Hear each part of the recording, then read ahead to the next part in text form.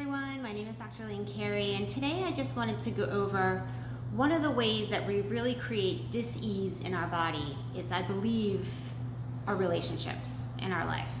And that can start with our parents, our family, friends, co-workers, the vibration that you're on with relating to other people, and it usually starts with the dynamics that you learned as a child.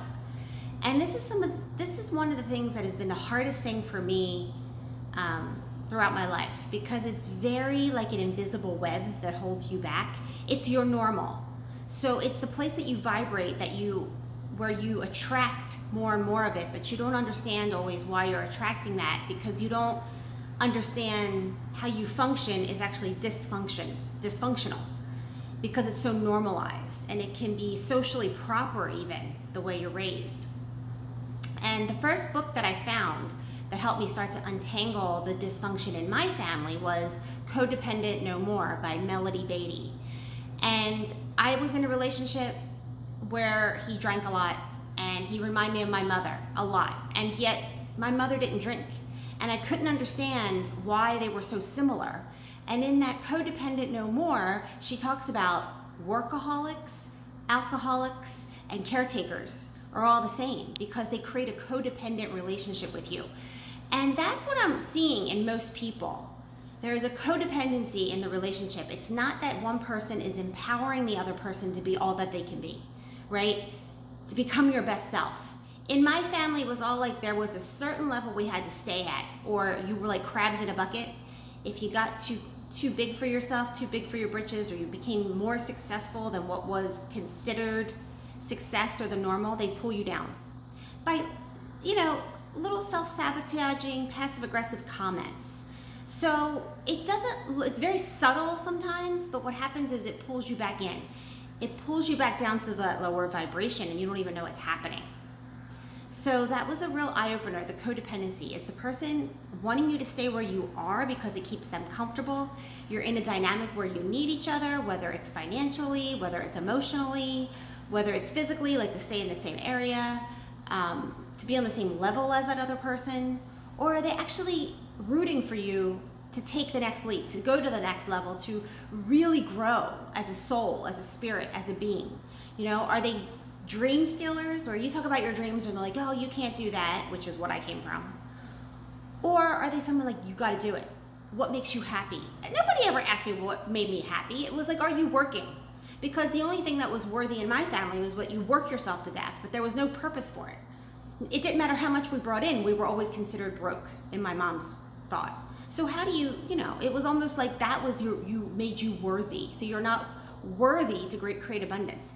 And this is the theme that's been harboring me like a ball and chain on my ankle as my journey to financial freedom. It was getting down to this inner stuff. And it wasn't until this last year that I found the next book that changed my life. And it was called The Mother Wound by Bethany Webster.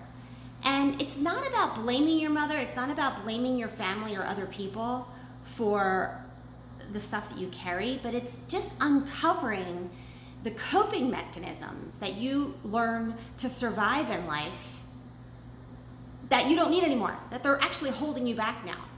So, and it's about the codependency stuff, and especially with your mother, a lot of times, women especially pass on stuff to their daughters about, don't go ahead of your mother, or you don't want to surpass your mother in success or wealth or emotional, don't have the better relationship, don't have someone come in between us, because they learned their role. Sometimes they don't know what to do with themselves if you're not there for them to caretake or to hover over.